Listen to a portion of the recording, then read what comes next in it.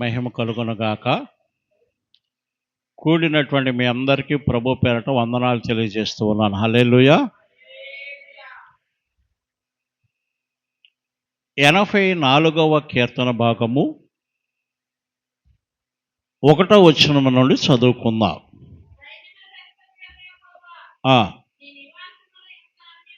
చాలు. హల్లెలూయా. మన దేవుడు సైన్యములకు అధిపత్యగు యెహోవా. నీ నివాసములు ఈ లోకములో ఉన్న వాటితో దేనితోనూ పోల్చదగినవి కాదు. అవి అంత ఉన్నతమైనటువంటివి, అంత ప్రకాశవంతమైనటువంటివి. హల్లెలూయా.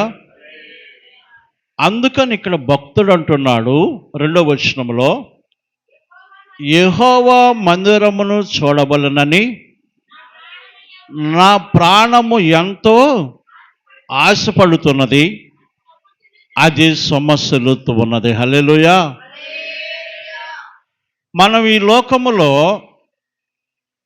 ఎక్కడన్నా ఒక వింత జరుగుతూ ఉన్నదంటే దానిని చూడటానికి ప్రజలందరూ కూడా తండోపతండాలుగా వెళుతూ ఉంటారు. తెలియనటువంటి వారికి ఎంతోమందికి దానిని గురించి వివరిస్తారు, వారు వెళ్ళేటట్లు కూడా చేస్తారు. వాటి అన్నింటికన్నా మించినటువంటిది దేవుని యొక్క మందిరం. హల్లెలూయా. అవి అశాశ్వతమైనటువంటి, ఈ లోకంలో ఉన్న ఎంత రమ్యమైనప్పటికీ అవన్నీ కూడా అశాశ్వతమైనటువంటివి. దేవుని యొక్క నివాస స్థలము శాశ్వతమైనటువంటిది. హల్లెలూయా. అందుకని భక్తుడు అంటున్నాడు, అయ్యా నీ మందిరాన్ని చూడాలని నా ప్రాణము ఎంతో ఆశపడుతున్నది. హల్లెలూయా. ఎప్పుడు తెల్లవారుతుందా, ఎప్పుడు ఆరాధనకి వెళదామా, సమయమున కన్నా ముందుగానే వెళ్ళి దేవుని మందిరములో ఏమన్నా పని ఉన్నదా, ఆ పని చేద్దాం, వస్తున్నటువంటి వారికి మనందరము ఆహ్వానం పలుకుదాం అని నా యొక్క ప్రాణము ఎట్లా ఉందంట, ఆశపడుతున్నది. మరి మీ ప్రాణాలు ఏం పడుతున్నాయి? ఎప్పుడు వెళ్ళినా పర్వాలేదు అనుకుంటున్నారా? ఎప్పుడు వెళ్ళినా కానీ దేవుడు ఆశీర్వాదము మనకిస్తాడని అనుకుంటూ ఉన్నారా? కృపాకాలములో ఉన్నాము గనుక ఇంకనూ దేవుడు క్షమిస్తూనే ఉన్నాడు. హల్లెలూయా. ఆ భక్తుడి యొక్క మందిరానికి వెళ్ళాలని తన యొక్క ప్రాణం ఎంతో ఆశతో ఉన్నది, సమస్యలు దండ. ఎందుకో తెలుసా? ఇది జీవము కలిగిన దేవుని మందిరం. హల్లెలూయా. నీ ప్రాణమును తెప్పరలో చేస్తుంది, నీకు జీవము ఇస్తుంది, ఆశీర్వాదము కలుగజేస్తుంది, ఉన్నతమైన స్థానంలో నిలబడుతుంది, నీకు పేరు ప్రఖ్యాతలను కలుగజేస్తుంది. నీకు ఏది అవసరమో వాటన్నిటినీ పరలోకముల నుండి దేవుడు నీకు అనుగ్రహించే నిమిత్తము సిద్ధపరిచి ఉంచున్నాడు తన యొక్క నివాస స్థలమైనటువంటి తన యొక్క పరిశుద్ధమైన మందిరములో. హల్లెలూయా. మరి మీరు ఏ కోల్పోతున్నారో అనేటువంటిది ఈ వాక్యము ఈ రోజున వివరముగా వివరిస్తూ ఉన్నది. అంటున్నాడు, జీవము గల దేవుని దర్శించుటకు నా హృదయమును నా శరీరమును ఆనందముతో కేకల వేస్తున్నది. హల్లెలూయా. జీవము గల దేవుని నేను కలుసుకోవాలి. దేని ద్వారా జీవము గల దేవుని నేను కలుసుకోవాలంటే పాటల ద్వారా నేను కలుసుకోవాలి, స్తుతి ద్వారా నేను కలుసుకోవాలి, ప్రార్థన ద్వారా నా దేవుని నేను దర్శించాలని, ఆ జీవము గల దేవుని దర్శించే నిమిత్తము నా హృదయమును నా శరీరమును ఆనందముతో కేకలు వేస్తుంది. హల్లెలూయా. ఈ ఆనందము నీకు జీవితాంతము ఉండాలని, ఈ ఆనందము నీకు వారము నుండి వారము వరకు ఉండాలని, నెల నుండి నెల వరకు ఉండాలని ఆ భక్తుడు తన మందిరం, దేవుని యొక్క మందిరంలో ఉన్నటువంటి ఆశీర్వాదాలను గ్రహించుకున్నాడు గనక తన ప్రాణ ఆత్మ శరీర దేహములను దేవుని మందిరములో కుమ్మరిస్తూ ఉన్నాడు. హల్లెలూయా. మీరు రాకముందు నాకు అనిపిస్తుంది, ఎందుకు ప్రయాసపడుతున్నాం పాస్టమ్ గారు నేనును, రాగానే ప్రార్థన ప్రారంభించేసేద్దాం అని అనిపిస్తుంది. దేవుడు అంటున్నాడు, ఆరాధన ప్రారంభించమంటున్నాడు. హల్లెలూయా. ఆరాధన ప్రారంభించు నా కుమారుడా, నీవు వారిని చూడవద్దు, నువ్వు నా వైపు చూసి ఆరాధన ప్రారంభించు అంటున్నాడు. అందుకనే మీరు వచ్చిన తర్వాత ఆరాధన ప్రారంభిస్తున్నాం. అది 20 నిమిషాలు అవ్వచ్చు, పావు గంట అవ్వచ్చు, అరగంట అవ్వచ్చు, ఆరాధనలో అలా మనం దేవునితో గడుపుతూ ఉన్నాం. హల్లెలూయా. నీ హృదయంలో దేవుని చూడాలన్నటువంటి తపన ఉన్నదా? నీ ప్రాణ ఆత్మ శరీరములను దేవుని సన్నిధిలో కుమ్మరిస్తూ ఉన్నావా? ఏదో వస్తున్నాము వెళ్ళిపోతున్నాము అనేటువంటి విధానములో నువ్వు ఇంకా జీవిస్తున్నామేమో, అందుకనే నీలో కార్యములు జరగట్లేదేమో, అందుకని ఆశీర్వాదములు మనము సమృద్ధిగా పొందుకోలేకపోతున్నామేమో అనేటువంటిది ఈ దినమున మనందరము మనల్ని మనమే ప్రశ్నించుకోవాలి. ఎందుకనంటే అక్కడ చెబుతున్నాడు, నీ మందిరములో నివసించువారు ధన్యులు. 4వ వచనంలో, నీ మందిరములో నివసించేటువంటి వారు ధన్యులు.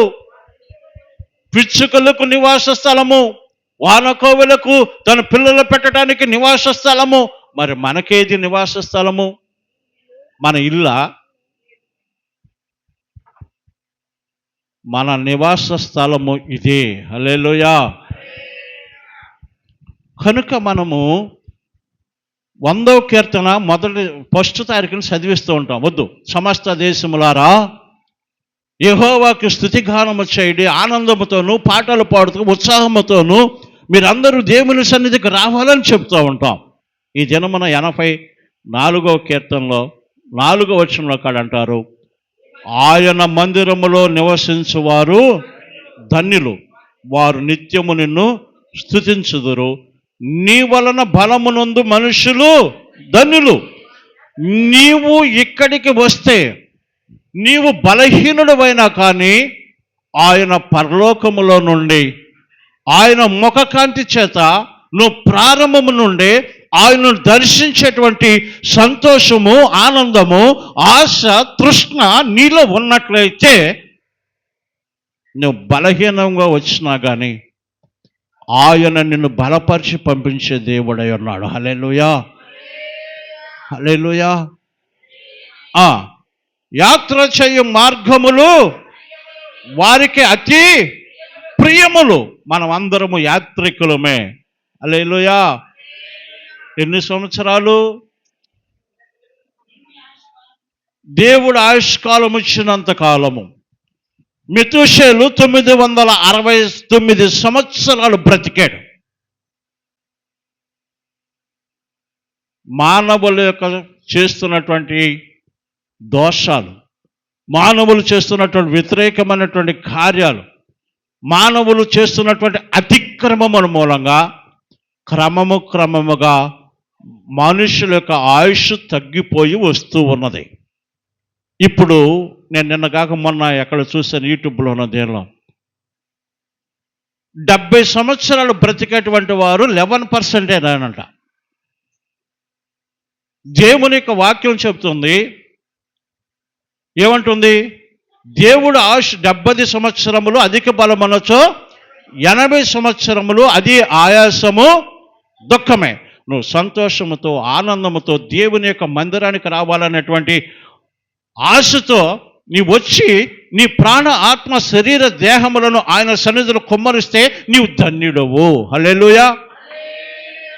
నీకు ధన్యుడివే కాకోకుండా ఆయన నీకు బలమును అనుగ్రహిస్తాడు. కనుక నీ యొక్క ఈ భూమి మీద జీవించే సంవత్సరములన్నీ కూడా సంతోషముగా అతి ప్రేమగా మార్చబడబోతున్నవి. హల్లెలూయా. హల్లెలూయా. నీ యాత్ర దినములు దుఃఖంతో ఉన్నాయేమో, సమస్యలతో ఉన్నాయేమో, వేదనతో ఉన్నాయేమో నాకు తెలియదు, కానీ నీవు రేపటి నుండి అయినా కానీ నీవు సమయమును పాటించినట్లయితే ఈ యాత్ర దినములు ఏమంటున్నాడు అక్కడ? అతి ప్రియములు. హల్లెలూయా. నువ్వు బలం పొందుకుంటావు, ఆశీర్వాదం పొందుకుంటావు, నీ యాత్ర దినములన్నీ కూడా అతి ప్రేమలుగా మార్చబడతాయి. నువ్వు వృద్ధాప్యమందు కూడా సేవ కలిగి జీవిస్తావు. హల్లెలూయా. ఆ యాత్ర చేయు మార్గములు వారికి అతి ప్రియములు.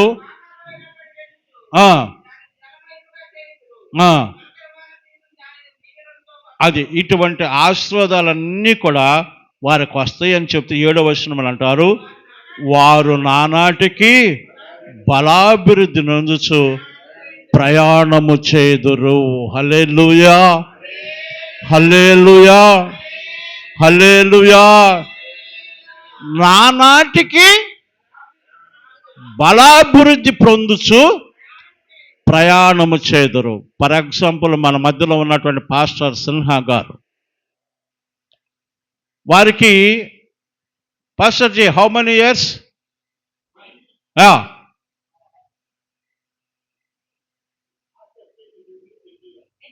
80 years. మరి సేవకులు ఎంతో సేవ చేశారు, ఎంతో మందిని దైవ సన్నిధికి నడిపించారు.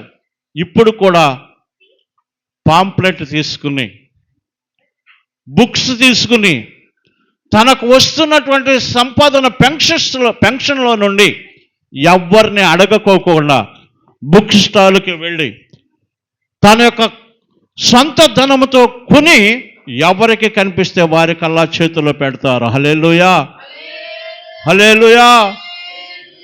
అందుకని ఇక్కడ దేవుడు అంటూ ఉన్నారు, మరి వారు నానాటికి, అది ఇంగ్లీష్లో చదవండి please, read in English. 84:7 songs 84:7. వారు నానాటికి బలాభివృద్ధి నొందుచు ప్రయాణము చేదురు. హల్లెలూయా. వృద్ధాప్యమందు కూడా సేవ కలిగి వారు, మనం నడవలేమేమో, మనం ప్రయాణం చేయలేమేమో, మనము దేవుని యొక్క పనిలో ముందుకు సాగలేమేమో, కానీ ఎవరు అయితే దేవుని సన్నిధి అంటే ఆసక్తి, మక్కువ, వారి హృదయాన్ని దేవునికి అర్పిస్తారో వారంట వృద్ధాప్యమందు కూడా నానాటికి బలాభివృద్ధి నొందుచు ప్రయాణము చేదురు. వారిలో ప్రతివాడును సియోనులో దేవుని సన్నిధిలో కనబడును. హల్లెలూయా. ఈ విధముగా సేవ చేసిన వారు, ఈ విధముగా దేవుని మందిరం అంటే ఆసక్తి కలిగిన వారు, వారి హృదయమును దేవునికి సమర్పించినటువంటి వారు, వారు పాటల ద్వారాను, ప్రార్థన ద్వారాను, స్తుతి ద్వారాను, అభిషేకము ద్వారాను దేవునిని దర్శించిన వారు, దేవునితో ముఖాముఖిగా మాట్లాడిన వారు ఈ లోకముల నుండి వారి యాత్రలను కొనసాగించినప్పటికీ వారిలో అందరూ ఎవరైతే ఆ విధంగా చేస్తారో వారందరూ దేవుని యొక్క నివాస స్థలములో కనిపిస్తారంట. హల్లెలూయా, హల్లెలూయా, హల్లెలూయా. నీ ఆశ ఏమై ఉన్నది? ఈ లోకములను ఉండాలని నువ్వు కోరుకుంటున్నావా? మనకి మరో జన్మ లేదు, మరో జీవితం ఉన్నది. మరో జన్మ లేదు కానీ ఏముంది? మరొక జీవితం ఉన్నది. ఇక్కడ యాత్రికులము, పరదేశులమే. ఇక్కడ కొద్ది కాలమే, అక్కడ యుగాయుగములు దేవునితో సియోను అనగా ఆయన నివాసములో ఏంటంట, వారిలో ప్రతివాడును సియోనులో దేవుని సన్నిధిని కనపడును. యెహోవా సైన్యములకు అధిదేవా నా ప్రార్థన ఆలకించయా అంటున్నాడు భక్తుడు. హల్లెలూయా. నువ్వేం ప్రార్థన చేస్తున్నా? అయ్యా నాకు అది కావాలయ్యా, నాకు ఇది కావాలయ్యా, వాళ్ళకి ఇది చెయ్యయ్యా, వీళ్ళకి ఇది చెయ్యయ్యా అనే ప్రార్థన చేస్తున్నావా? దేవుని మందిరం అంటే ఆసక్తి కలిగి అక్కడ ఏమేమి ఉన్నాయో నువ్వు గ్రహించుకుంటున్నావా? ఏమేమి నువ్వు కోల్పోతున్నావో గ్రహించుకుంటున్నావా?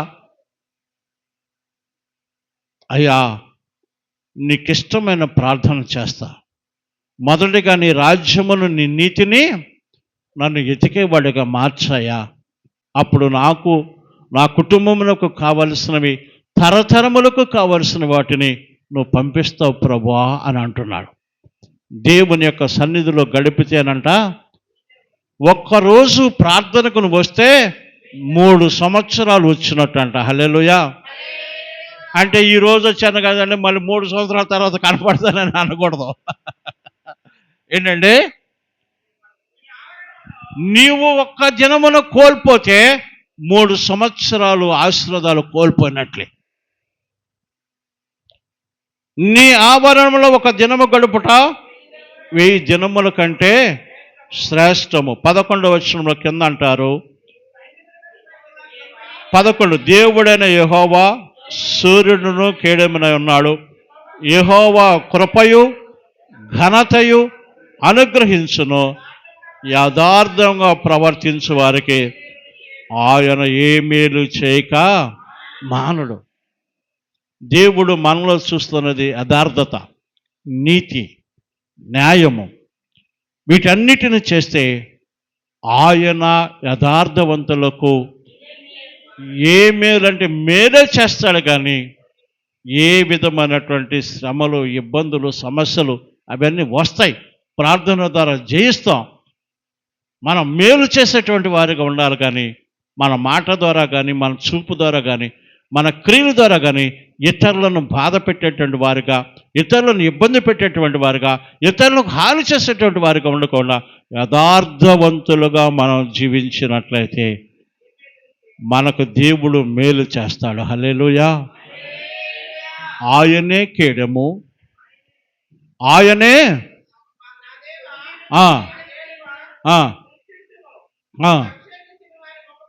చాలు. యేసయ్య మమ్మల్ని ఒక్కసారి చూడండి అయ్యా. ఇప్పటి వరకు మేము కోల్పోయినటువంటి ఆశీర్వాదాలు చాలా ఉన్నాయి. ఎక్కడి నుండైనా కానీ ప్రభా, నేను ఒక క్రమము కలిగి జీవిస్తాను. నా యాత్ర చేయ దినములు దుఃఖములుగా ఉన్నాయి. నీ మందిరములో గడిపితే అవి ఇష్టముగా మారుతాయి, అతి ప్రేమగా మారుతాయి. ఎందుకో తెలుసా? నానాటికి నీవు బలాభివృద్ధిని కలుగజేస్తావు. హల్లెలూయా, హల్లెలూయా. ఈ కొద్ది మాటలను ప్రభు మన వెనుకలలో నీరు కట్టి ఫలింప చేయను గాక. ఆమేన్. హల్లెలూయా, హల్లెలూయా.